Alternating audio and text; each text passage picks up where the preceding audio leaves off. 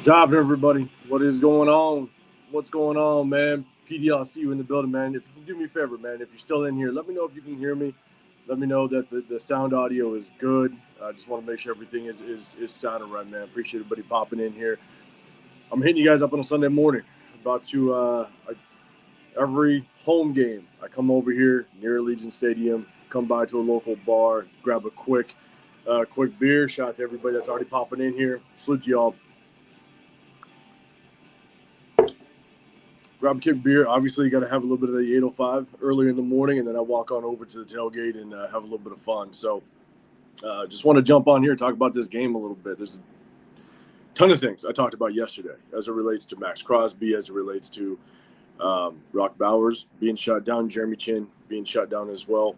But at the same time, there's also been, now that players are being shut down, there's also players being elevated. And there's going to be players that are going to be fighting for their jobs, fighting for a new contract going into next season. As much as I want us to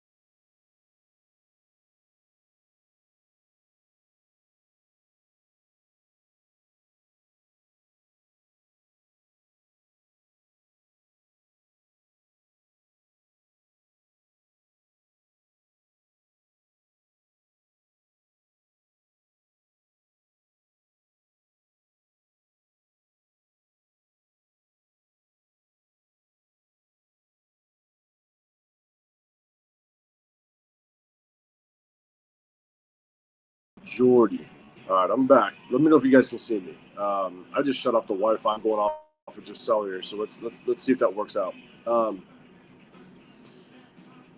yeah, let me know if you guys can see me. Let me know. Let me know what you guys think. The mass majority of the fan base, I think, wants to see us lose. We want to get that number one pick, but let me know if you guys want to actually see us pull off this win. I know a lot of people kind of hold strong to, no tanking, don't tank, that type of stuff, and I get it. You know what I'm saying? No one wants to lose. But I think, and I've shared it so many times, there's a lot of reasons why I think we need that number one draft pick to potentially get a really good head coach in here if we move on from Pete Carroll. But look, let me know, guys. Let me know if you guys are kind of on that tank train or not, or if you guys want to see us win. But one thing I definitely want to talk about is there's definitely some players that, because of, again, the Brock Bowers and maxxcrosby, Jeremy Chin, they're not playing. There are some players that are elevated from the practice squad. There's players that are fighting for the contract. And so let me know if there's anybody on this roster right now that you guys want to see come back next year. We have just a little over 26 players, either on the last year of their contract, on the final year of their contract, or 1 year contracts. Sorry. Let me know if there's anybody that you would want us to potentially prioritize coming back, because that's a lot of position needs. That's a lot of positions that we need to fill. So let me know. Let me know your thoughts on who you want to see brought back. I got a couple of players in mind. One of them, and we're going to start on the defensive side.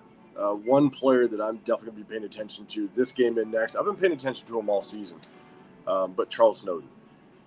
Charles Snowden, I think, has become a player that we can rely on to be a potential backup player, a rotational piece, a good competition piece in the locker room, in that edge rushing room.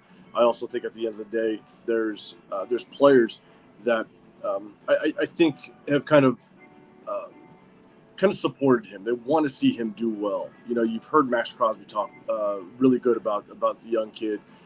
He was an undrafted free agent last year. You know, we elevated him from the practice squad when Malcolm Kuntz went down last year, and he did a really good job of coming in, just kind of being a filler piece, a rotational piece.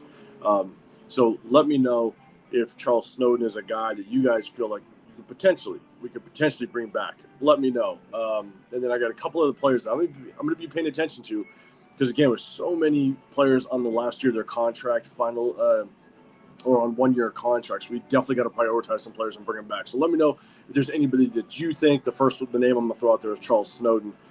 I think he can actually withstand any regime change. So even if we move on from Petecarroll, I think he's an edge rusher that no matter what, I think the next coach will most likely be able to use him in any scheme, whether it be a 4-3 scheme, a 3-4 scheme.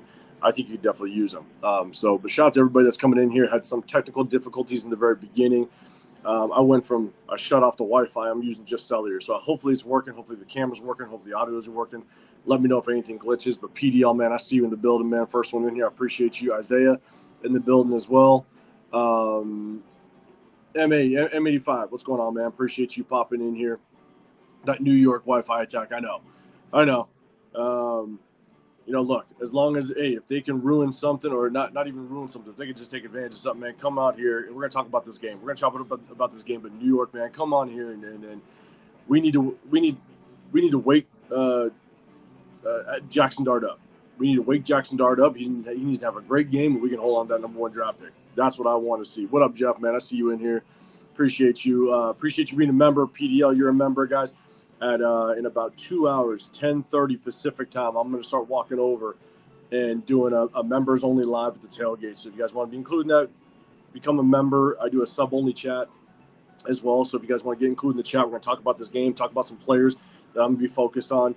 Not just this game, but going into next game as well. Now the players have been shut down. And so there's definitely going to be a ton of players that I'm going to be focused on going into this off season, but I want to definitely take a look at them these next 2 games and focus on them.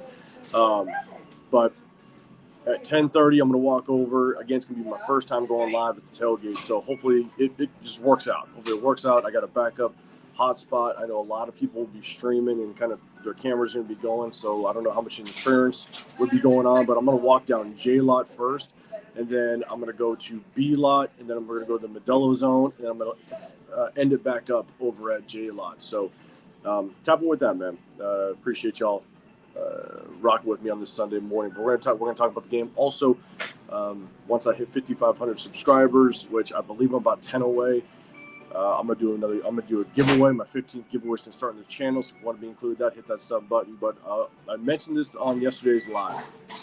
And again, one thing I like to do is just kind of give back to all of my supporters and everybody that rocks out with me. If we can get that number 1 draft pick, if we get it after that Chiefs game, we go into the offseason with that number 1 draft pick. In addition to the giveaway at 5,500 subscribers, I'm going to do another giveaway if we solidify that number 1 draft pick. I think it'd be a reason for all of us to kind of just celebrate. Also, in addition to that,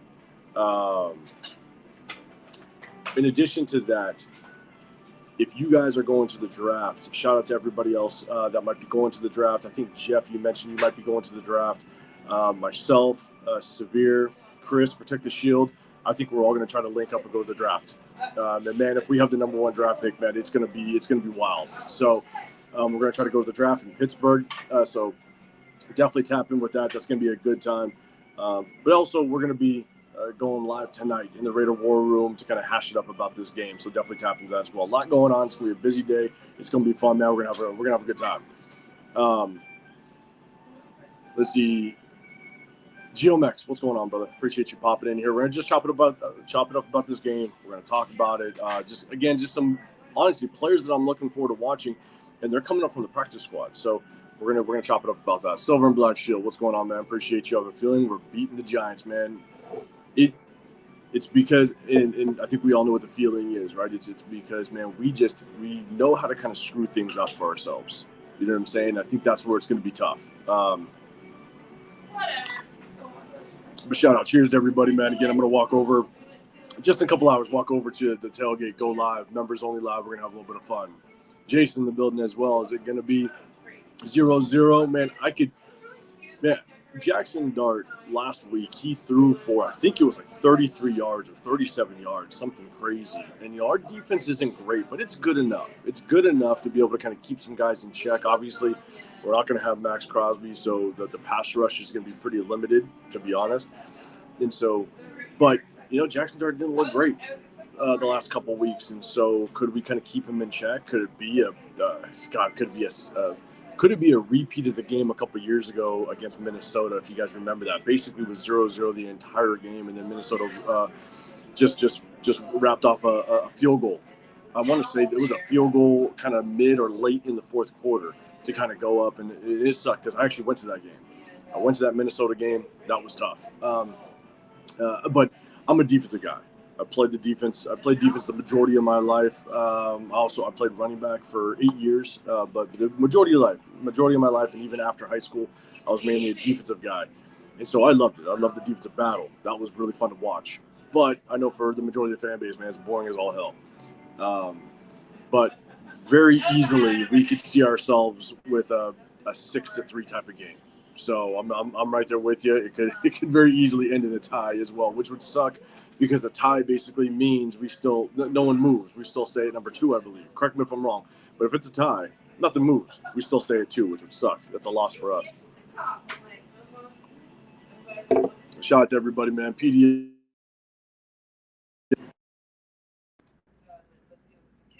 Wait, okay, I think I'm back. Sorry. Now, PDL, you said I actually want Geno back. The man has taken a beating and has taken it all. I want to see an offense line in front of him so we can let it fly. Okay, so here's something that I said in a live, I want to say a couple weeks ago. Here's the thing about Geno Smith is Geno Smith can be a serviceable quarterback. That's no question. Yes, he's been struggling this year. He leads the league or ties the league in interceptions, right? It hasn't been a good go for Geno, but the offensive line has not helped him at all. But Geno has proven that he can be a serviceable quarterback. Here's my thing, is I'd be willing to bring Geno back. The one thing that I struggle with Geno is if we do draft a young quarterback, is he going to be willing to basically groom and teach the next guy, right? If we get the number 1 draft pick or number 2 draft pick and we pick a quarterback, is he willing to groom the next guy? I just don't know if he's willing to do that. I really don't know. And that's what I would want in a veteran quarterback. Now, I would be really curious how Geno Smith kind of conducts himself within the locker room, around his teammates. How does he battle if you remove Pete Carroll from the picture? Pete Carroll has basically been his helicopter parent, right? He's done everything to protect him. He's done everything to basically coddle him. If you remove Pete Carroll from the situation, like you would any kid, right? A young kid that knows his parents are around and is going to protect him at all costs. So basically the awareness, the self-awareness of danger around him basically goes out the window because he knows, hey, my parents are around to protect me. If you remove Pete Carroll from the situation, you remove that safety blanket, can Geno actually be an effective quarterback and just perform better in general? And so that's the one thing that I would be really curious to see is remove Pete from the situation. Can we get a better quarterback out of Geno? And I would argue that there's a good chance we would. I'm not guaranteeing it. I'm not saying it would happen. I'm just saying there's a good chance that you'd probably get better performance out of Geno if you took away the safety blanket. Let me know if you guys agree or disagree. I know a lot of people are probably just ready to move on from Geno. I know a lot of people kind of blew the whole flipping off thing out of proportion. Yes, he flipped off a fan base and a fan. The only thing I'd say about that is he shouldn't have done it. You're a professional, but there are fans that talk shit and say shit just to get a rise. And we're one of the worst ones. We're one of the worst fan bases to go after players. There's people just waiting. There was a video that I saw. There was a video that I saw at SoFi. Geno was basically sitting on the bench, and you had literally just Raider players, Charger players, all right in that little, I don't know what they call it, but there's like a little bit of a zone where the fans can stand at field level, and you're basically like 10 yards behind the players. And those fans, as Gino was sitting on the sideline, they were talking just shit to him, bad. I mean, to the point where I'm sitting there going, like, if you're a grown ass man, you're gonna stand up and do something. And yes, you're a professional, you got to take it. But imagine that literally day in, day out. His emotions got the best of him, and look, I don't blame him. But everybody kind of, got after him about that. But again, let me know if you agree or disagree. Remove Pete from the situation, you might have yourself a different quarterback. That's what I'm saying. So PDL, I agree in a sense that if you let him go, you eat $18 million in guaranteed money. Maybe you want to keep that around and have a serviceable stopback quarterback if you do draft a younger player. So, Alex in the building, what's going on, man? Again, guys, I apologize. I can't bring up the chats. I'm doing this off on my phone, so it's really hard to bring the chats up. So I'm just kind of reading them off. But Alex, I see you guys. Remember, had a little bit of technical difficulty in the beginning. If something pops off, if you can't see me or the audio goes crazy, man, let me know. Alex, you're saying if we win, fire Pete on the spot. Yeah. It is tough because, coaches are always meant to win. They're always meant to win. Their purpose is to solely win, and there's really no losing in your DNA or in just your thought process as a coach or a player. But I'm with you, man. If we win, man, you ruin our shot at a number one draft pick. I think I think it's what we need to even have a chance at a good head coach, considering us as a possible landing spot, because we are not an attractive spot for the next head coach. We're just not, point blank, period. And you got the Giants, you got the Titans that are a much better situation, because they have what you can consider a franchise quarterback. Jason, you take the ball. No, you take the ball. And that's going to be it, right? I don't even know. Like, I'd be perfectly fine with losing a 0-3 game, and that's probably what's going to end up being. It's going to be weird. I don't even know what the over under is. Let me know if you guys know what the over under is on this game. It's got to be something stupid like 34.5 or something like that. Yeah, Alex, you said Gino should flipping off the nation if you want him back. And again, I get it, right? Like, he shouldn't have done it, right? Alex, you're basically saying he flipped off the nation, but I played this game for a long time, not at this level, not even close to this level, but I played this game, after high school and stuff like that. And people can get wild with their comments. People can get crazy. And again, as a professional, you got to let it go. And I'm not giving him any pass on it whatsoever. I'm just saying that, yes, he flipped off the nation. Not a good look. He needs to go back and kind of correct him and have some self-awareness on that. But man, fans, what they say in this day and age, when they have all their phones out and they're trying to get that viral moment, they're trying to get that rise out of people, man, it's tough. That's why I think it's wild that NBA lets fans right behind the bench. And you see the amount of times throughout seasons where players will turn around and they'll get in altercations with fans, because look, like, it's tough. It's tough to deal with. You got to be mentally strong to obviously handle it, right? And so, what up, Kevin? What's going on, brother, man? 10:30 Pacific time. I'm going live at the tailgate again. Hopefully everything works out. If for some reason the Wi-Fi kicks out or the connection ain't great, I'm going to cut it off and I'm going to do a members-only video. But 10:30 Pacific time, brother. Appreciate you popping in here. Appreciate you being a member as well. Appreciate all the members in here. Dave, you're saying Giants 3, Raiders 2. Let's hope so. Let's hope so, man. It's gonna be very interesting to watch. And I can't remember the last time I watched a game where I'm gonna root for them to lose, to be honest. Last week against God, what was it? Who did we play? Houston last week? God, it feels like it's been forever. It's like I wanted them to lose against Houston, but when it's competitive, just the competitor just kind of in me is like, God damn it, like you root for a good play. But then you correct yourself. You're like, damn, no. Take that back. We need to lose this thing. Because it was a good game. They were fighting, they were battling, which was good to see. But those are the type of games that you want to see, right? You want to see them be competitive. And I'll tell you right now, and guys, correct me if I'm wrong, or if you disagree, but 2-13 or 2-14, whatever we are, 2-14, Sorry, 2-13. If we didn't get blown out, if the games that we got blown out were more competitive, I'd feel just a little bit better about Pete Carroll. The dysfunction that we've seen, I think, it still kind of warrants my decision to potentially want to move on from him, or my opinion to move on from him, because the dysfunction this season has been crazy. It's been wild, starting with the Christian Wilkins stuff. But if we were more competitive, imagine the Commanders, the Indy game, the Chiefs game, the Eagles game, right? Imagine if we were just more competitive and you saw this team fighting week in and week out. Then I think some people would be more comfortable with maybe hanging on with Pete Carroll. But because we've been blown out more times in one season than we have in the last, I think, like 30 or 40 seasons, yeah, it's time. It's time to move on, in my opinion. Jason, yeah, 3-0 Vikings. Yeah, that was a rough one, man. Alex, you got Giants 14, Raiders 3. I like it.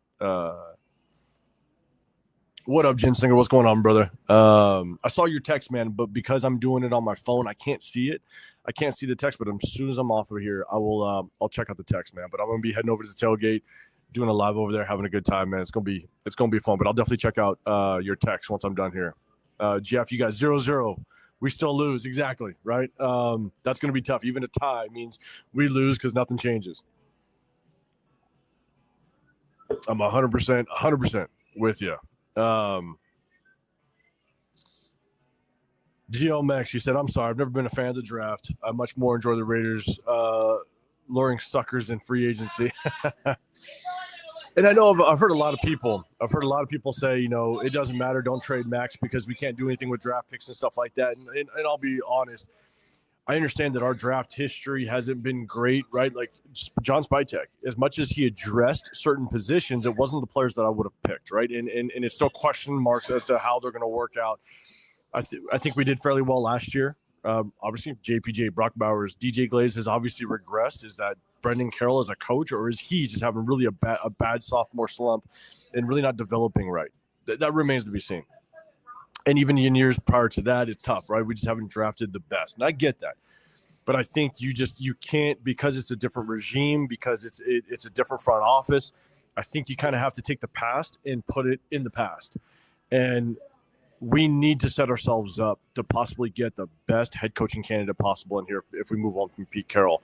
And the only way, I think, to entice that and to make this situation, this head coaching job, as attractive as possible, is you have to have that number one draft pick. You have to control it. You have to make sure that head coach has the ability to take whoever he wants at number one or trade back and accumulate draft capital. Like, just give him the option and sit in the best position possible.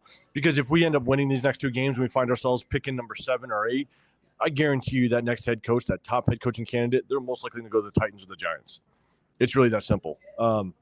There's nothing attractive about this head coaching position, but what can make it more attractive is if you fully 100% control that number one draft pick. Again, guys, agree or disagree, but I'm not afraid of having more drafts, even if you get the top head coaching candidate. Even if you get, again, I'm a big Clint Kubiak fan. Even if you get Clint Kubiak, then at that point, I'm open to taking phone calls. Again, I'm not saying trade him. I'm saying I'm taking phone calls for Max to fully dedicate ourselves to a complete rebuild and give this next head coach 3 to 4 years to just build it the way he wants. And match him up with Spytek. Spytek is going to be a second-year GM. Hopefully he learned a little bit his first year. Now he can grow and do a better job of building to the draft, because I think that's the way you gain consistent success. The way that you can have prolonged success is you build to the draft, you develop to the draft. You don't find consistent success through free agency. You can't do it that way. You can't constantly just pay top end free agents and think that's a route to success. Yeah, you can have flashes, right? All of a sudden you can make the playoffs one year, but those contracts are going to run out. Those contracts are going to come to get you. So you've got to build to the draft. You got to build it. And if we get a young head coach, that's the way I want to do it. Okay, hopefully I'm back. You're saying video off, but sound is great. Okay, hopefully I'm back, man. The guys, let me know if I am back.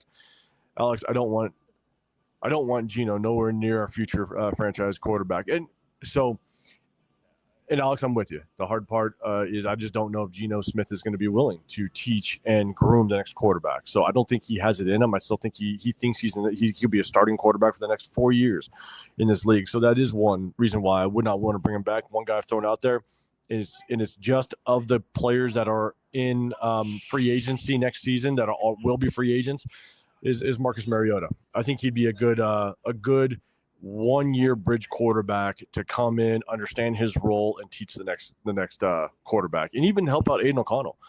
Aiden O'Connell's young; he's still going to be on this roster. Help him out, learn, grow. You always want to see improvement anywhere on this roster, whether you like him or not. Jason, Pete is Geno's crutch. 100% agree. Dave, Pete and Geno both exit after season. Man, take it, and you're right. Take his sons with me. That's the other reason why, without question, you move on from Pete Carroll, because if we do get a top end free agent offensive lineman, right? If you go after offensive lineman in free agency, or if you draft, let's say you go second round and you get a top end guard or a tackle, center, whatever it may be, Brendan Carroll's the one that's now coaching him, and we're just going to ruin him, because I just don't think Brendan Carroll's a good offensive line coach. Gio makes it to Geno 11 years to get his payday. Yeah, he didn't prove anything to deserve the money except convincing Grandpa otherwise. Hey, Pete gave him his opportunity, and he brought him over here. And again, okay, guys, let me know if I'm back. I'm behind in the chat, so if I'm back, I don't necessarily see it.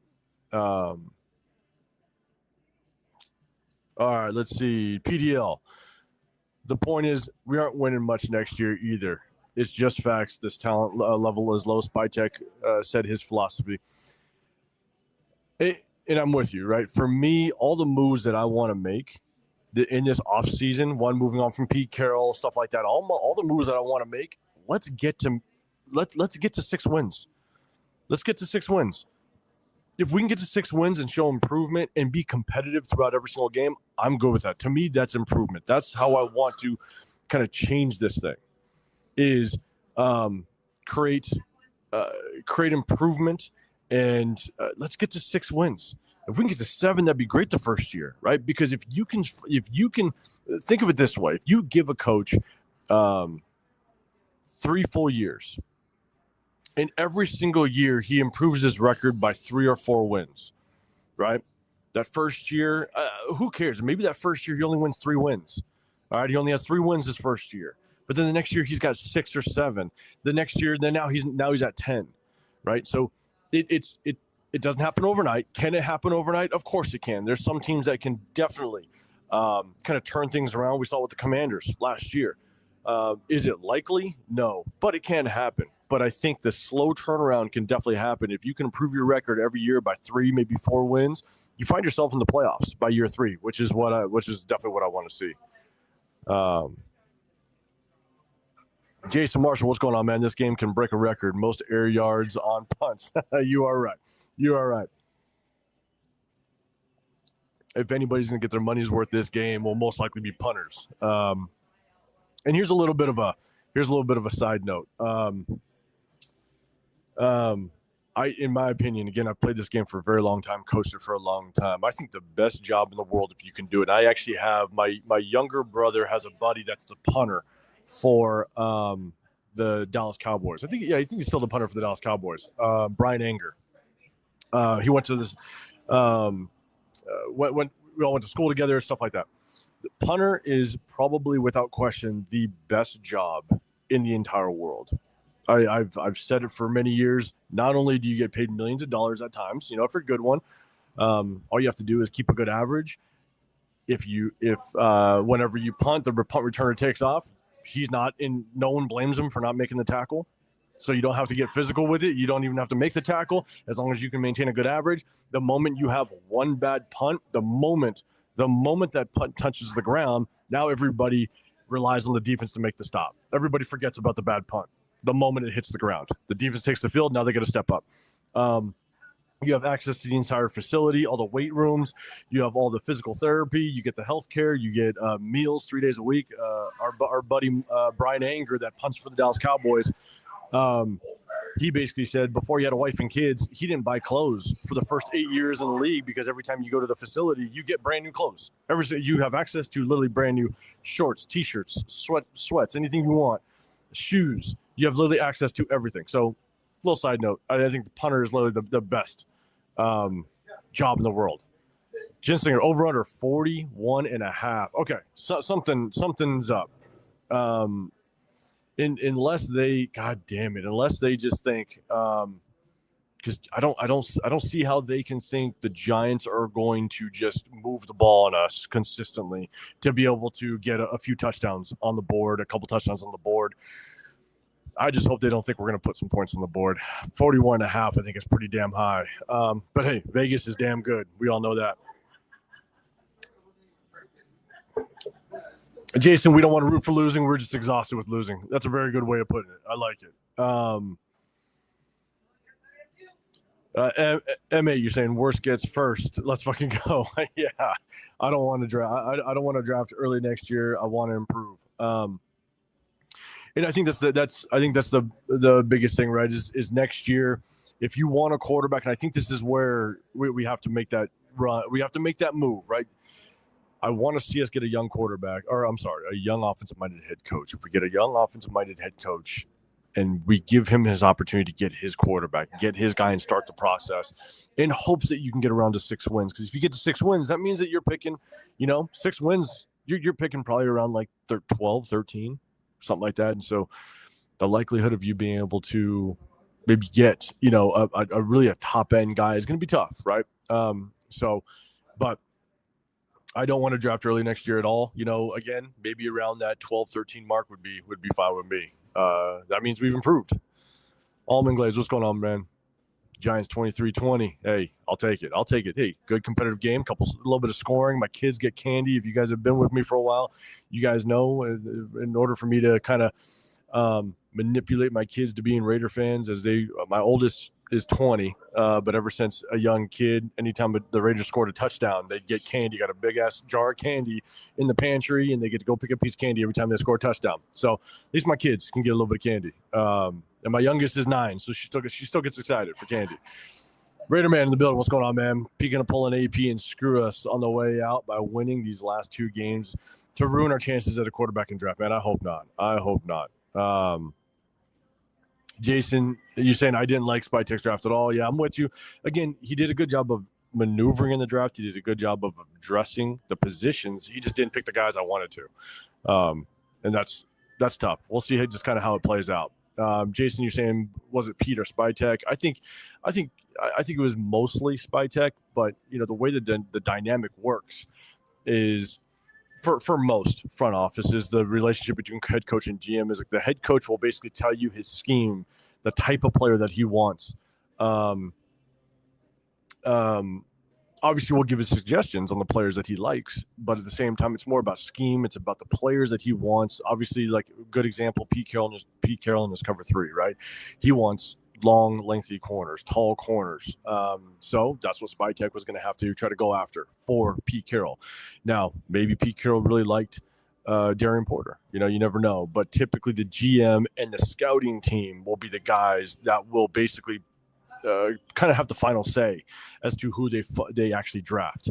And so typically that's kind of how it works. Not sure if it 100% worked this way this time, but Dave, you're saying Pete had a lot of say-so in personnel moves. That needs to change. Can his ego take it? Yeah, I don't know. I just hope we just don't even have this conversation with Pete at the end of the season and he's gone. You know what I'm saying?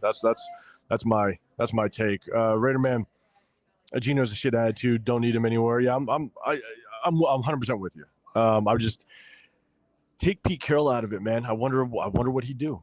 If you take the safety blanket away, I wonder what he'd do. Almond Glaze 805 videos working, man. Okay, cool. Appreciate it. What up, Dre? What's going on, brother? Glad the audio is good. Appreciate it. Okay. Again, I'm a little bit low or behind in the chat. I'm catching up.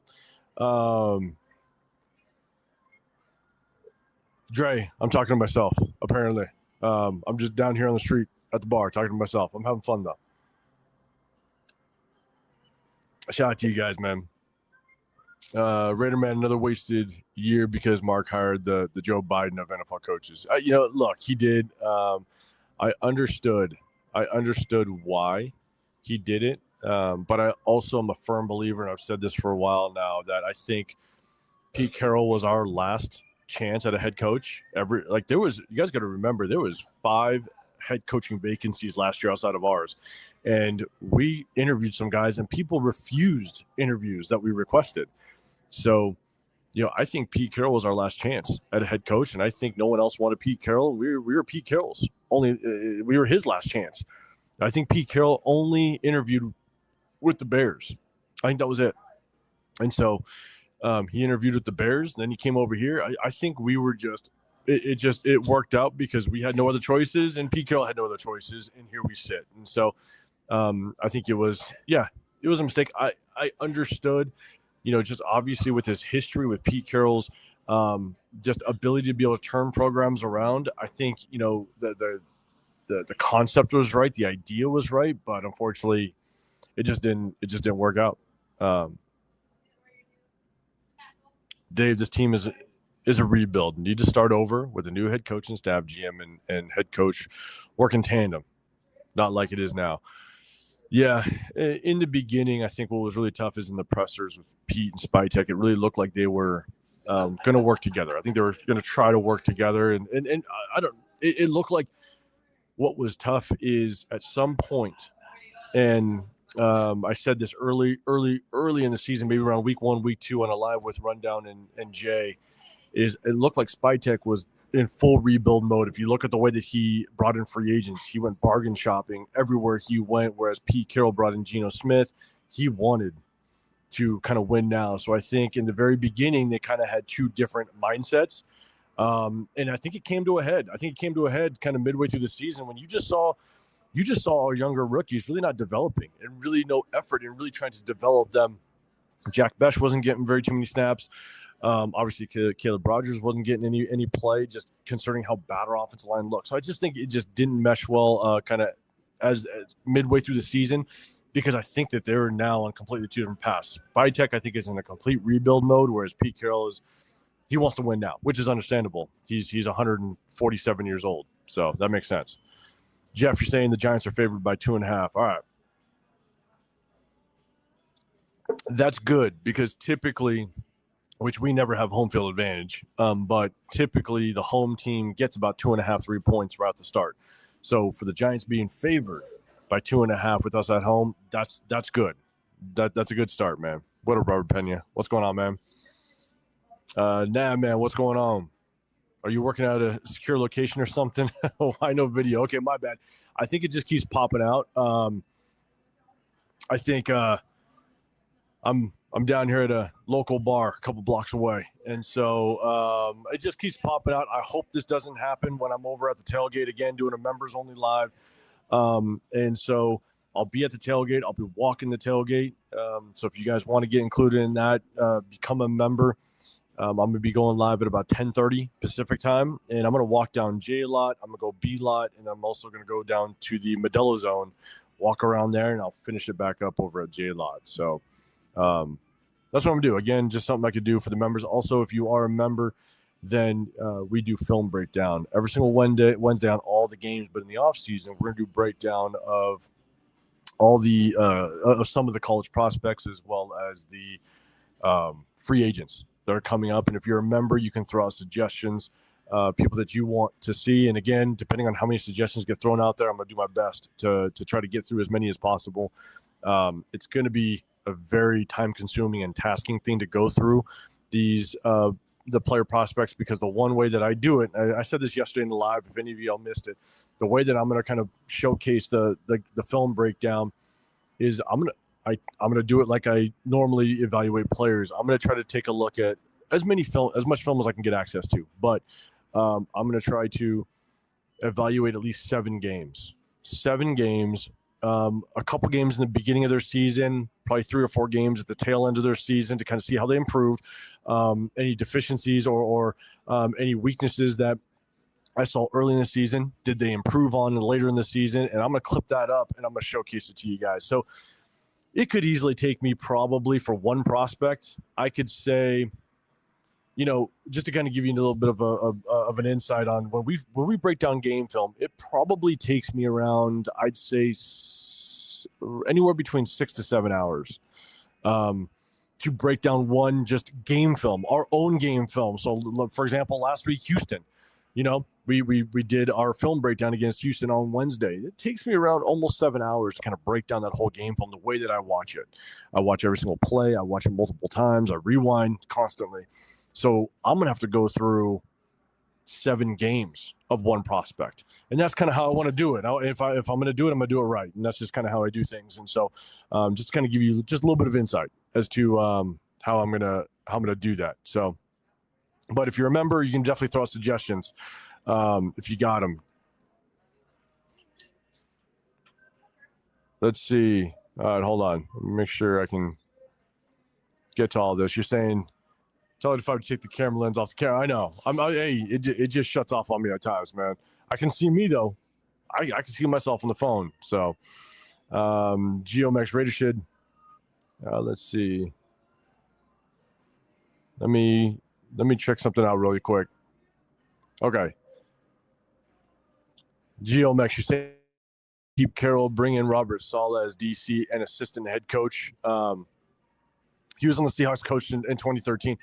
I don't think there's any world, in my opinion, that Robert Saleh would come here and coach under Petecarroll.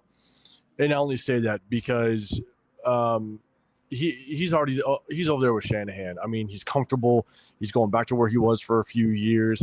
I don't think there's a world where Robert Saleh would be able to come over and be a DC. Good. I think it's a good thought. You know what I'm saying? I think Robert Saleh has crazy history. I know that there's been reports that they initially wanted Robert Saleh to come in here and be the heir apparent to Petecarroll, but obviously he refused. He didn't take it. We're going to make him the highest paid coordinator, I think, in NFL history, and he didn't take it. So I think that tells you a lot. So just don't know if that'll happen, man.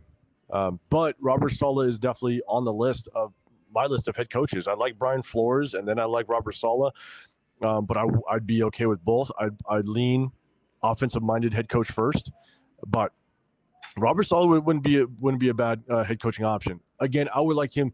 The only difference between him and Brian Flores, to be honest with you, is I think Brian Flores has more history as an assistant head coach as well as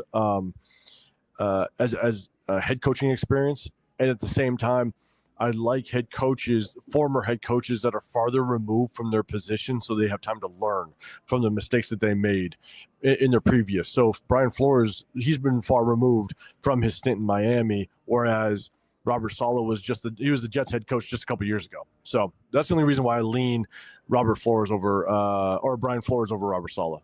Ready to Pete, what's going on, man? A rebuild only can begin after a teardown. The roster will look very different in 2026. I hope so, and it starts with bringing in a new head coach, right? Dre, no, Pete needs to step down. The game has passed him by. I agree. What up, Severe? What's going on, brother? Hey, man, I appreciate you being a member. Appreciate you gifting out some memberships, man.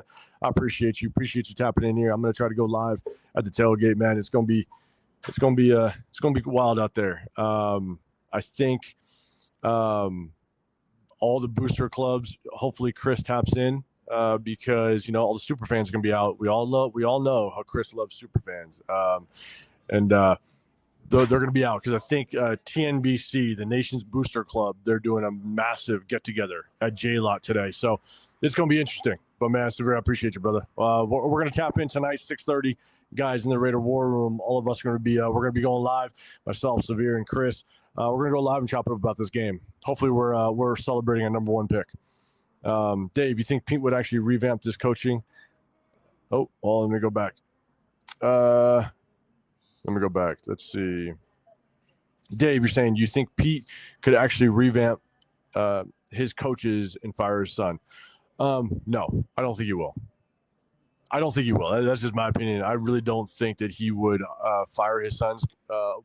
At best, I think he could demote him and just, give him a different position. That might happen. I still don't see that happening, but that could be the best. But the one thing that really bothered me every time, and I've noticed it throughout the season, every single time I've seen Pete Carroll on the sideline. His other son is constantly in his ear. His son is constantly in his ear on the sideline. I don't know what they're talking about. I don't know what's going on. But it's like, both of his sons just aren't qualified to be able to basically be on an NFL sideline in the positions that they're in, right? There's no reason why Brendan Carroll should be the offensive line coach. There's no reason why now Pete Carroll's son should be the quarterback coach, obviously with Greg Olsen being elevated to the offensive coordinator position. So, man, it just a lot has gone wrong, and I think it's time to move on from Pete. Unfortunately, again, it was a good thought. Maybe try to get some winning ways in here a little bit, change the culture a little bit. I understand that with Pete Carroll's history, but, man, it just has not worked out that way. Geo Mex, I'm a USC fan, so I'm biased. Fair enough. Fair enough. Dave, like a three-headed snake. It is, man. It is. Let me see. I'm going to get into some other Casanova. What's going on, man? No Brian Flores, no Sala. All right, man. So who do you want? Because those are Brian Flores and Sala are my basically third and fourth picks. I like Clint Kubiak, but then I like Mike Flores, but I lean Clint Kubiak. And really, the only reason why I lean Clint Kubiak is because Mike Flores, both of them, Mike Flores and Clint Kubiak, they have really good history in the NFL. You cannot deny the history that they have in the NFL. But the reason why I lean Clint Kubiak is because Clint Kubiak is calling those offensive plays. Mike LaFleur has to it still remains to be seen. Can he organize and coordinate an offense that is producing like what we see with Sean McVay? We know Sean McVay is the play caller over there, right? And so can Mike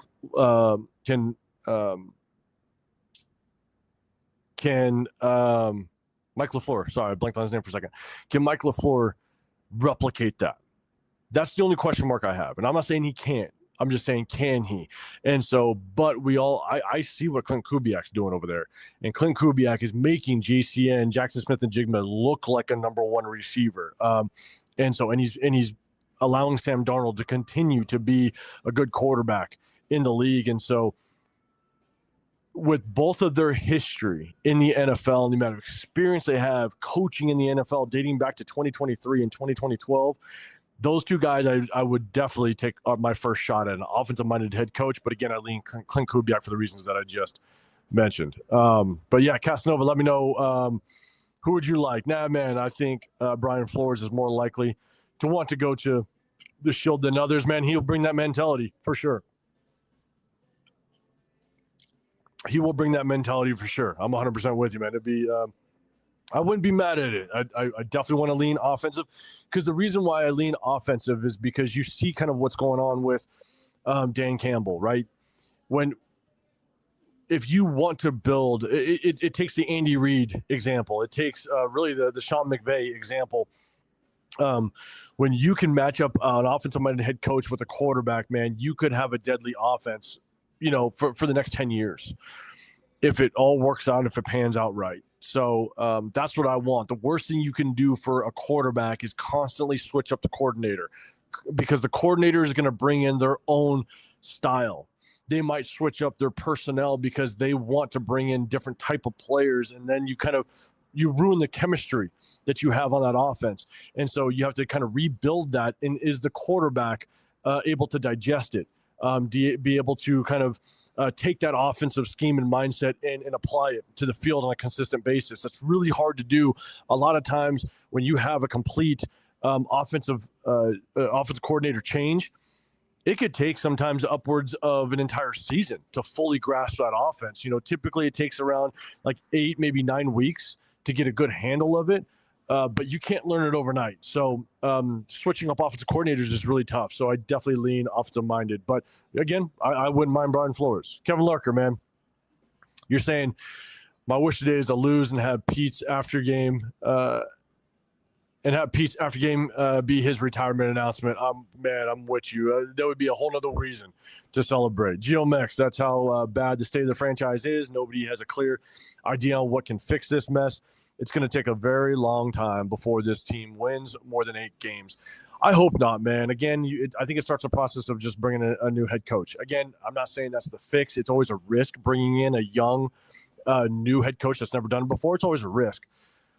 But could you flip this thing around and get to maybe 6 wins? I think so. I think it's possible.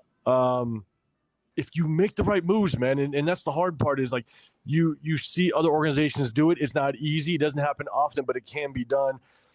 I think it starts with just kind of flipping this head coach. Now, John Spytek's not out the woods. John Spytek, he also needs to do a much better job, I think, of drafting. It remains to be seen just how well these draft picks will work out.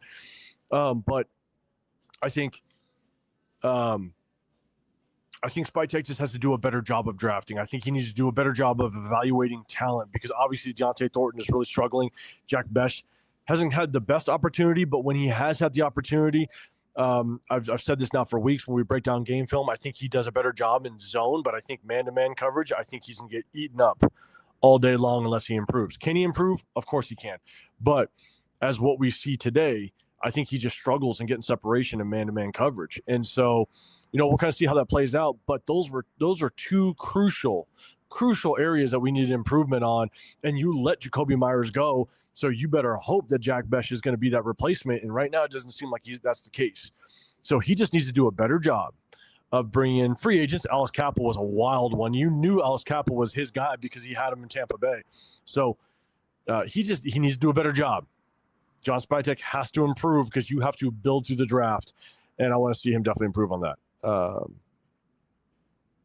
Let me I know I'm behind the chat a little bit. Let me go. Mike, Rain in the building. What's going on, man? Appreciate you popping in here. Dave, Dave, you're saying I think Clint Kubiak or Mike LaFleur should be the choices if the young OC route is it. I agree, man. I hope so. I do hope so.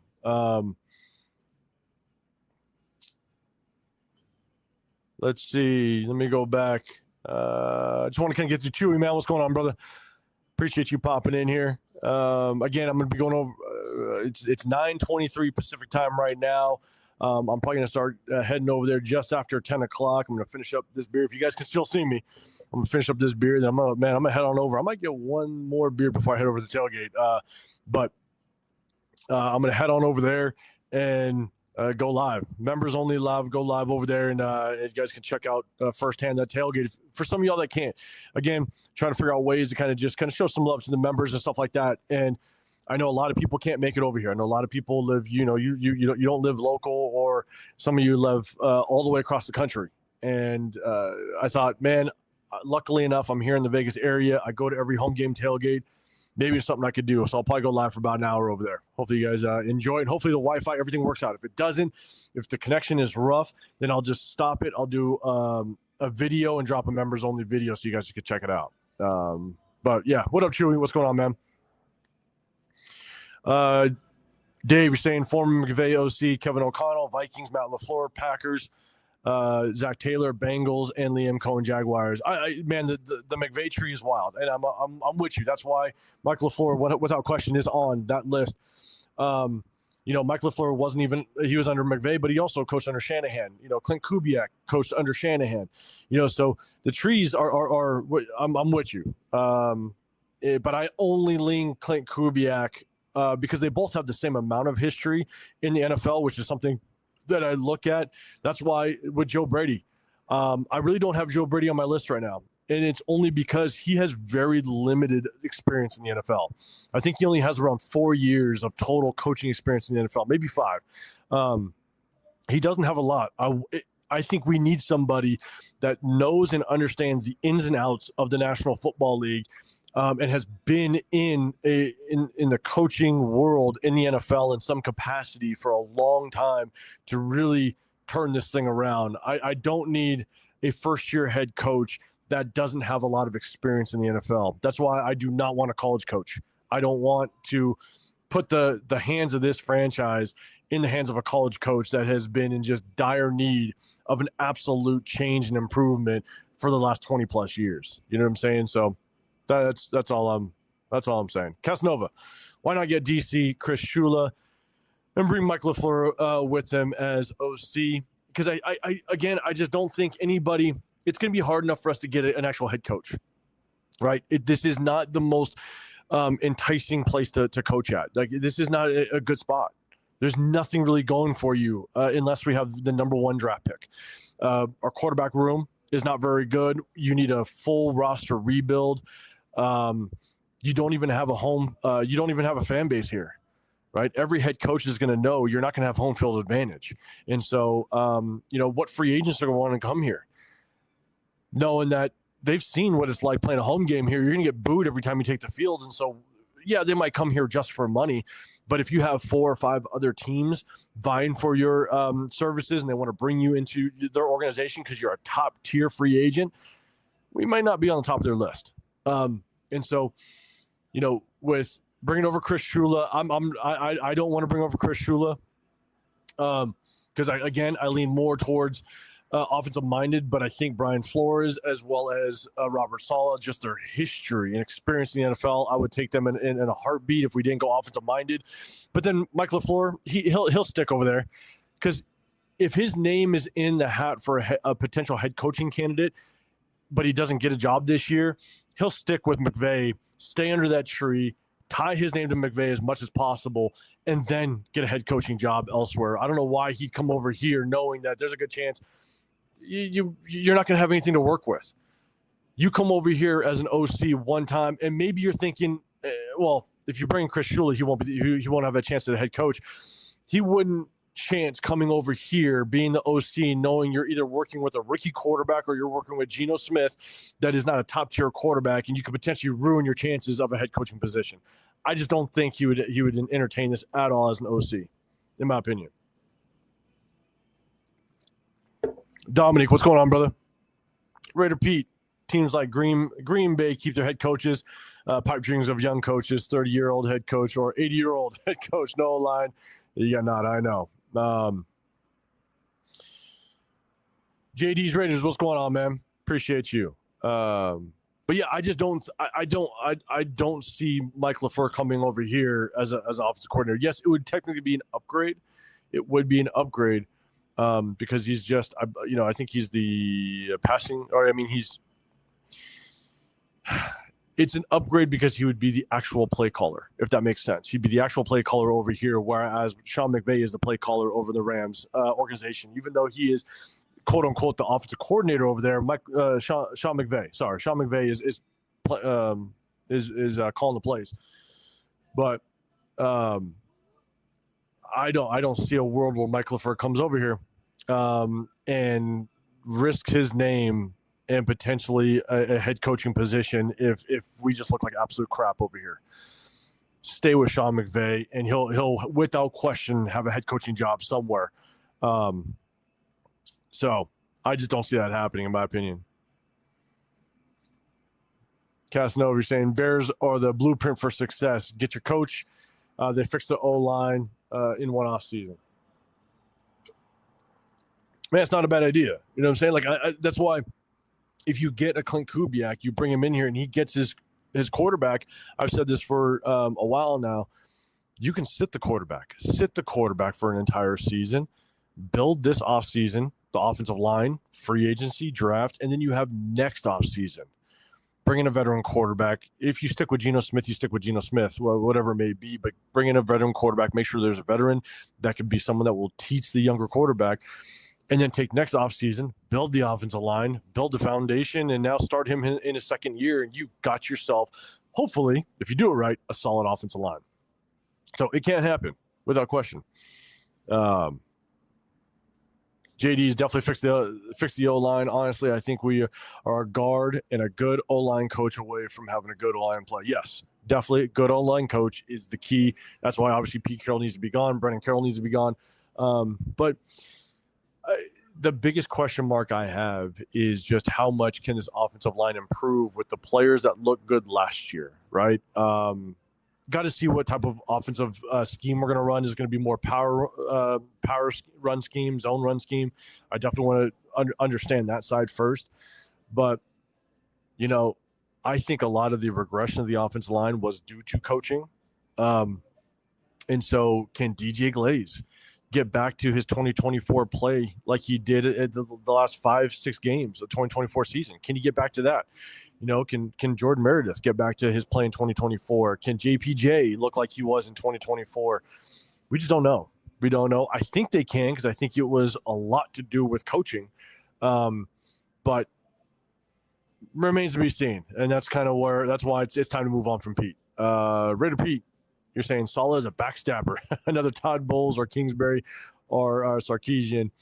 Just another interview with an insult. We need someone ready to work and live by the shield. Okay, when you say Salah is a backstabber, I don't know the story. I'll be real. I don't know the story, so let me know. Let me know what that story is. True, you're saying can't see me? Okay. I kind of pulled up the comments in a different way, so not sure if it's a little different. Let me pull this down for a second. Let me see if this works out. Hold on. Okay, cool. Let me do that. I see myself. Let me know if you guys see me. I see myself. Let me know if you guys see me now. Hopefully it works out. Nah, man, I appreciate you. I could definitely pull. I'm pretty sure I can. No, man. I'll show it on stage, man. Nah, man, I appreciate you. You, Severe, even Jeff. Shout out to you guys, man. Shout out to you guys for doing the memberships, gifting memberships, being a member, man. I appreciate y'all, man. That's awesome. At 10:30, I'm gonna go over to the tailgate and have a little bit of fun. Do it live. You guys can see it. I'm gonna walk through J lot, B lot, as well as the Modelo zone. So, man, definitely tapping for that. 10:30 is when I'm gonna go live. What up, Yaya? What's going on, man? Let's see. Casanova, you're saying Raiders 118 million cap space, need to target Linderbaum first. Perhaps look at free agent Bears corner, Nashawn Wright and Saints cornerback. Yeah, Alontae Jr. Perhaps linebacker Nakobe Dean. I don't know. Let me know if Nakobe Dean is a free agent. I don't know, but yes, we have a ton of cap space. Spytek is gonna be able to work a lot. One guy to take a look at. We have, I believe we're sitting at 10 draft picks right now. 10 draft picks. You can take some of that. You can move around the draft. You can take some of that. I think getting a true center might be good. I know a lot of people are throwing out that name, Linderbaum from the Ravens. They can basically, I don't think they pulled his 5th-year option, so there's a chance that they might just extend him, or he could hit free agency. He could be a guy. You could take one of those draft picks. The center from Miami, Aaron Brewer. He's a guy I got my eye on. Last year of his contract. If Mike McDaniels is fired over there with the Miami Dolphins, remains to be seen if that might happen, or if they kind of move in a different direction. You could take a 3rd round, 4th round trade for Aaron Brewer. That guy's a beast. Just go take a look at his film. I mean, he flatbacks the crap out of everybody. He'd be an absolute monster on the offensive line. He can run in both the power run scheme as well as his own run scheme. That would be interesting. Check out Aaron Brewer from the Miami Dolphins. That's a guy that I'd be willing to take one of those draft picks and trade for him. But, man, I appreciate you gifting it out. Severe, appreciate you, as well as Jeff, man. I know you've gifted out some, man. I appreciate you, man. Hopefully you guys, again, if for some reason the connection ain't right, I'm going to drop a members-only video at the tailgate, but I'm definitely going to be going live at 10:30 West Coast time.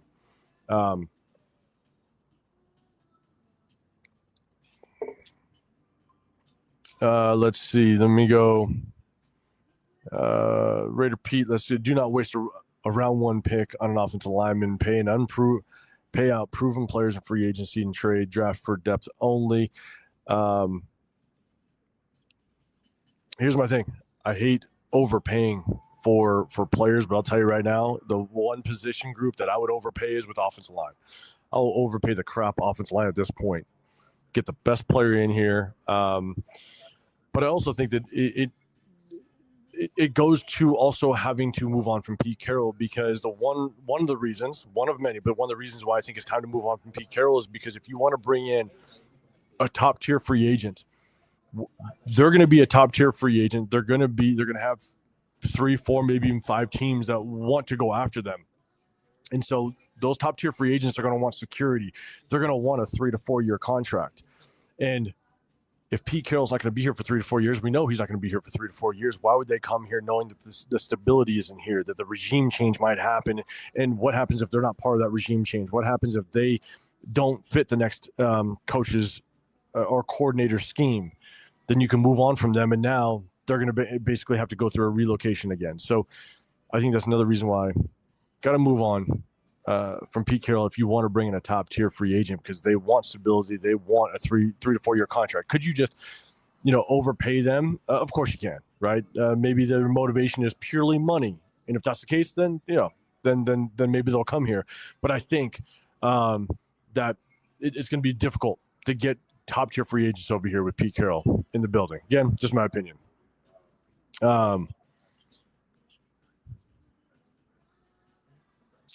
Casanova, you're saying think outside the box. What about quarterback guru Lincoln Riley? Again, man, I just don't want – I think we need somebody so experienced that has NFL experience. I can't do a college head coach. We have just been – we need someone that just has the best chance at having success. The percentage of college coaches that have come in with no real NFL experience. He might have had some. I don't know. I don't know Lincoln Riley's history with the NFL. He might have had some small stints with the NFL. I don't know his history. But if you don't have extensive history with the NFL, I just don't want you. I think we need someone that has that, just so that the percentage of finding success is greater. Again, just my opinion. Dave, number 1 pick and a ton of cap space may lower somebody. Yes, that's why I think we need it. JD's Raider agree with no college head coaches. We need a young up and coming NFL coach. If we win the toilet bowl, it's an option. We might attend. Yeah, we need to win the toilet bowl. Let's win it. Raider Pete, Mike McDaniels is the offensive mind we need. He fits the OC. Assistant head coach spot. And that's what I'll say. If you go after a Brian Flores, if you go after a Robert Saleh, if Mike McDaniels is fired and he's no longer the head coach, he's available out there, bring him over. I think Mike McDaniels could be a really good option as offensive coordinator because he's shown he's a good offensive mind. But I also, when the Dolphins picked up Mike McDaniels, the issue that I had with him, the concern that I had with him is I just don't know if he's a leader of men. You want a head coach that when you're down, by 17 points going into the fourth quarter, you need someone that has the personality to be able to kind of rally the troops. I just don't think he has that. He's a little goofy, right? He just doesn't have that personality that I think grown-ass men can kind of get around. But as a play caller, man, imagine Brian Flores, Robert Saleh, you're bringing up Mike McDaniels. That could be an option. Again, if you don't go offensive-minded, head coach, I'd rock with that. And also you talk about, Brian Dable being out there. You bring him in as a potential offensive coordinator. That could be a good combination. What up, Yaya, man? I see you. What's going on, brother? Appreciate you being up in here. Casanova, Raiders will know. Casanova, you're saying Raiders will know by the time they decide on the head coach whether they'll have the number 1 pick. Yeah. Man, two more weeks, guys. 2 more weeks. Let's see. All right. Man, I had a couple topics I was going to talk about, guys, and I don't even know if I'm going to be able to get to them. Raider Pete, Bears will flop in their first postseason game. They lucked out with their 8 wins. Man, part of me is I liked Ben Johnson. I wanted us to obviously get Ben Johnson. When he was available, that didn't work out, but we'll kind of see how that works. I don't know who I'm going to root for. Once the Raiders are out, I don't know who I'm going to root for in the playoffs. I think the last couple seasons it's kind of been the Lions, just because of the history. I'd love to see the Lions. There's just that fan base. You see what the Lions fan base, you see what we go through. Imagine the Lions fan base prior to Dan Campbell. I mean, they'd never been to a Super Bowl. And so it's like, could you imagine just that history? God, we get pissed off. Imagine how they are. So I was rooting for the Lions this year. I'm going to see who I'm going to be rooting for in the postseason this year. Truth's Finest, what's going on, man? Appreciate you. Not sure about that. Caleb Williams is the real deal. I like him. You put in, it's the combination, right? It's the combination of quarterback and offensive coordinator / head coach, right? If you can tie those two together, you cannot be a Caleb Williams fan. But at the same time, you match him up with good coaching, you match him up with a good scheme that matches his strengths, you can make any quarterback look pretty good.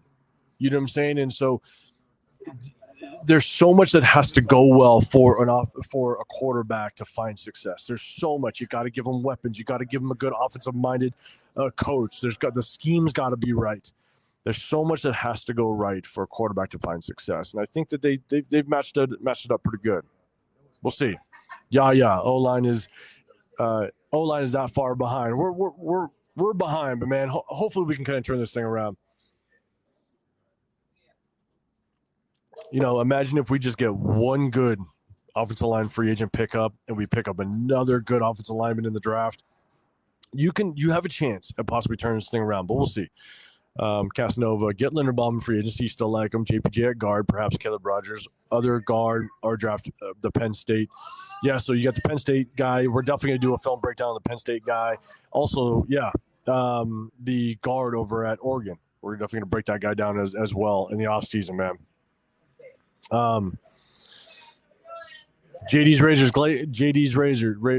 Glaze needs to be moved to guard and Grant to right tackle. I don't know if I'd put Grant at right tackle. I think he's good at guard. I've been saying it since the offseason. I think Glaze is a guard. When we did our mock drafts, I drafted tackle and moved Glaze down to guard. That was going to be my intention. And so I think Glaze could be a better guard. I agree. I think he's athletic enough to get out there. One of the things that you ask of your guards a lot of times is to, and depending on the offensive scheme, is they got to be able to be athletic enough to pull, get out in screens. And I think Glaze can do that. His athleticism in college when he played at Maryland, he didn't let up a sack his senior season. And so his athleticism is there. And so I think putting him at guard wouldn't be a bad idea, and that's kind of what I wanted to do in the offseason. In one of the drafts, in the first round, I picked up Will Campbell, put him at the right tackle, so then you have your future left tackle, and I bumped DJ Glaze down. So we'll see. We'll see how it works. Dave, you're saying Max Glazer said that shortly after he made the report, about 20 teams called him to see what the chances are of the Raiders would actually trade him in the offseason. Not surprising. Not surprising, man. Oh, guys, okay. JD's Raiders saying you can't see me. Hopefully I'm back. Casanova, Glaze will be a backup 2026. We will need to get a right tackle or free agency maybe in the third round. Yeah. Can't agree or disagree, to be honest. I hate the regression that we've seen so far. Hopefully I'm back, guys. Let's see. Raider Pete, you're saying I like Saleh, but he has been reached out to over the years, and he either ghosted us or talking shit. So got it. So, yeah, we were going to make him the highest paid coordinator, I think, in NFL history.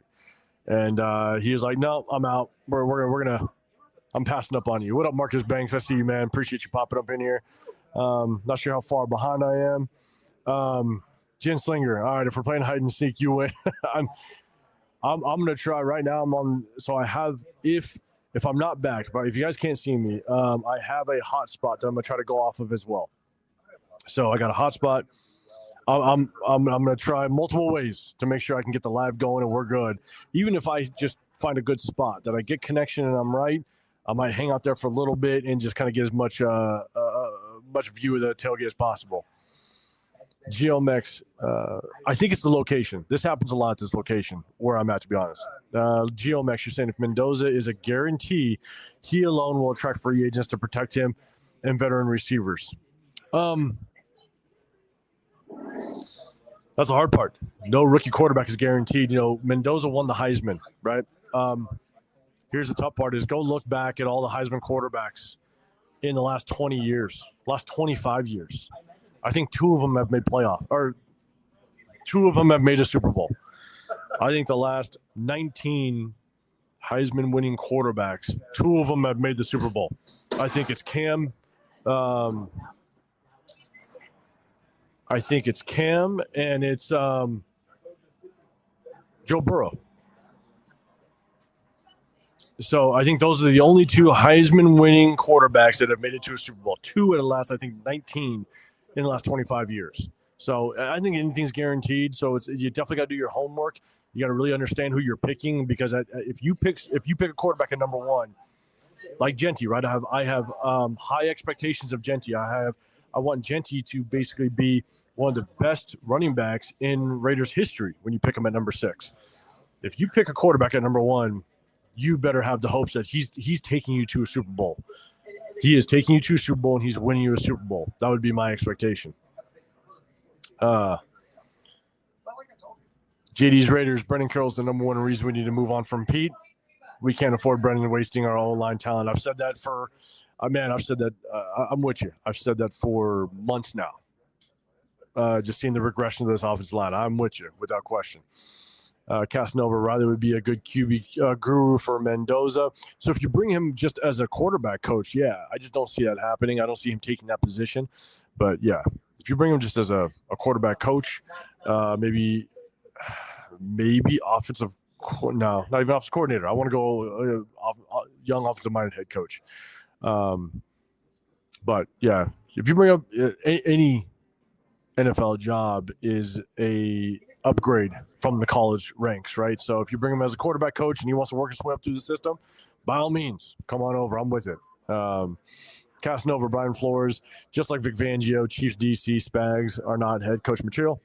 Okay, that's fine. I think what's really tough is just kind of throwing that out there as a fact, which is tough, right?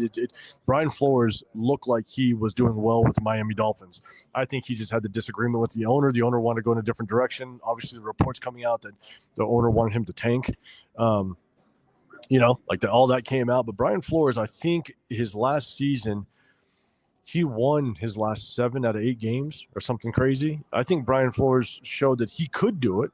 It remains to be seen if he could build a team and be successful with it. But I think his stint in Miami showed that he could do it. But I'm not saying you're wrong. You could be right. Because I don't know for a fact, I just kind of take what the history tells me. Day on the morning, what's going on, man? Appreciate you. Did you watch my nephew in the Houston game? So I was looking for it. I'm in the Vegas area, and it wasn't on in my area, so I couldn't see it, to be honest with you. I have all the bowl games recorded, so I'll go back and look, but I wasn't able I think who was on last night? There's a couple other games on that I got last night, but I don't think I saw the Houston game, unfortunately. So, man, I missed it, but I have all the bowl games recorded, so if I did miss it, man, I'm going to go back and watch it, man. So, all right, let's see. Oh, we got hold on real quick. I'm going to get this, the spam guy out of here. All right, here we go. Let's see who else is in here. Okay. Yeah. Okay. Nope. Can't see me. I think that's as of 9:44. You're saying you can't see me. I'm going to see if it kind of comes back. I'm going to see if it comes back, guys. Again, I'm going to try my best. I'm going to try my best to make it all work at the tailgate, members only live. I got a hotspot just in case, but we'll make it happen. And shoot, let me ask you guys. You can't see me, but can you see like my background? Can you see my background? Let me know, because maybe it's just the camera, and I actually have a second phone that I'm bringing just in case. I'll see what I can do to make it work. Alex is saying Jaden made a playoff his first year playing. He did. Jaden Daniels, he did. You know what I'm saying? And so it can happen. Not saying it happens often, but it can happen. What up, Jason Downs? What's going on, man? Appreciate you popping in here. You're saying no more experimenting with former head coaches. I'm okay with second chances.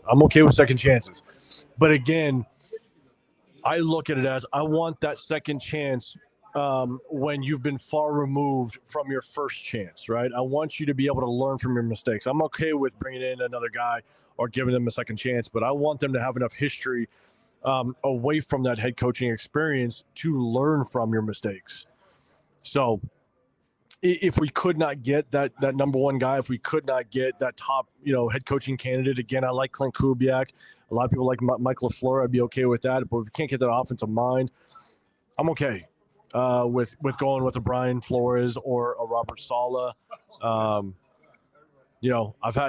had my takes on Mike Tomlin if he ever becomes available, which I don't think that's going to be the case.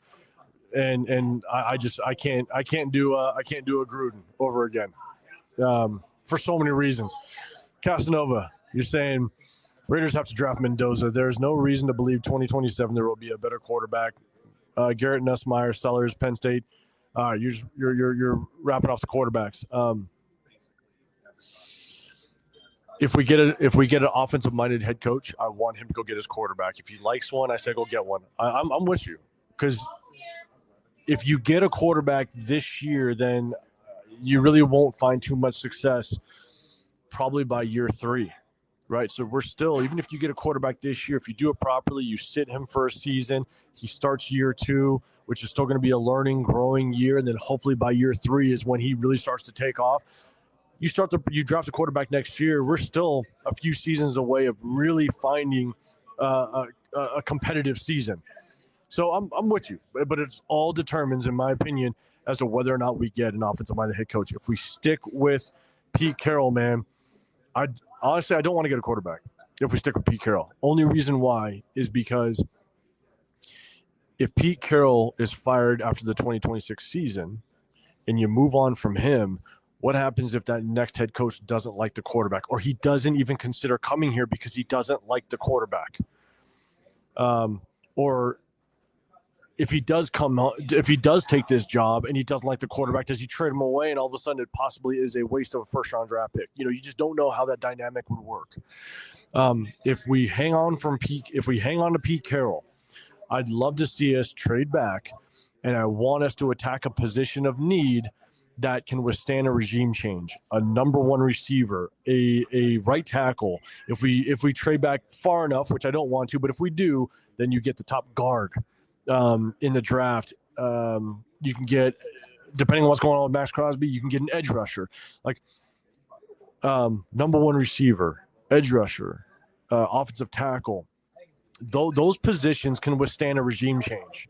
Those positions, no matter who you bring in, those guys will probably stick around for the next offensive coordinator, the next offensive mind, right? Even next defensive mind. If you get the best edge rusher in the draft, most likely, whether it be a 3-4 scheme or a 4-3 scheme, they can still use them, right? So if we hang on to Pete Carroll, that would be my choice, is to find somebody that can withstand a regime change, and you don't waste a first-round draft pick. Again, that's only if we hang on to Pete Carroll.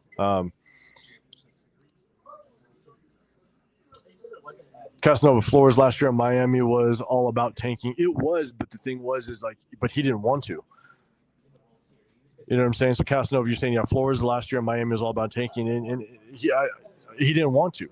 And again, I don't know if it was that last year, or the year before that, where he ripped off like 7 out of his last 8 wins, or 7 wins out of his last 8 games. So again, I'm not saying he can't. I'm not saying he can do it just based on his history.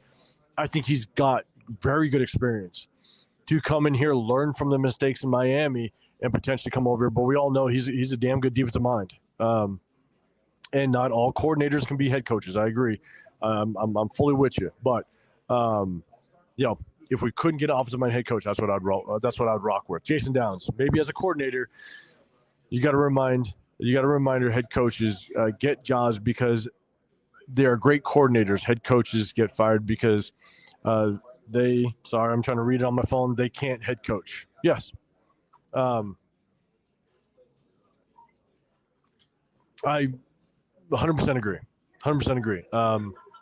I do think, just in my opinion, I think the only reason why I would consider Brian Flores and Robert Saleh is because I think Brian Flores got dealt a shitty hand. Casanova just said it, right? His last year was tankier, and I think that they purposefully tanked, and they wanted Mike McDaniels.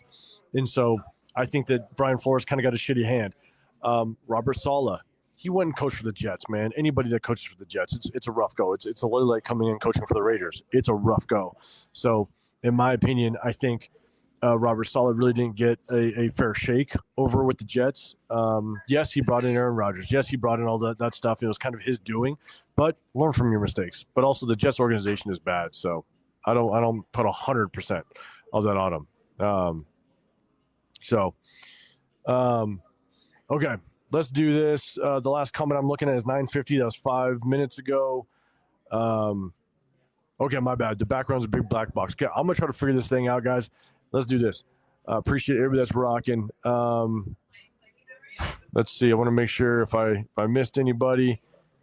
Lucky, what's going on, man? Appreciate you rocking up in here. All right, let's do this. I'm gonna kind of go through and see if I can figure this out. I'm gonna go live as I'm kind of walking up to the J lot again. All the members, I'm gonna do a members only live at 10:30, so that's in about a half an hour. I'm gonna try to clear this up. I might get one last beer before I walk on over there, and I'm gonna make sure I kind of get ready. I'm gonna see if I can fix this back on again. I think it's this location, this spot that I'm in, to be dead honest. So once I get outside and start walking, it might clear up. But I'm gonna go live as soon as I'm kind of walking up to the tailgate. I'm gonna go J lot first, and then I'm gonna go over to B lot, then I'm going to go Modelo tailgate, and I'm going to walk back over to J lot. So, guys, tap in with that. Again, it's a members only live, but if you aren't a member, man, tap in with us later tonight. We're going to go live after the game in the Raider War Room with Severe as well as Chris, Protect Shield Podcast. We're going to do all that. We're going to have a little bit of fun. So, tap in with us with that. But at the end of the day, guys, members only live in about 30 minutes. Be prepared for that. Turn on the notifications so you do know when I go live, when that does hit. So, man, appreciate you guys. I'm going to try to clear this thing up, get on out of here. So, appreciate you tapping in this morning. Let's get that number 1 draft pick, guys. Appreciate you. I'm out of here.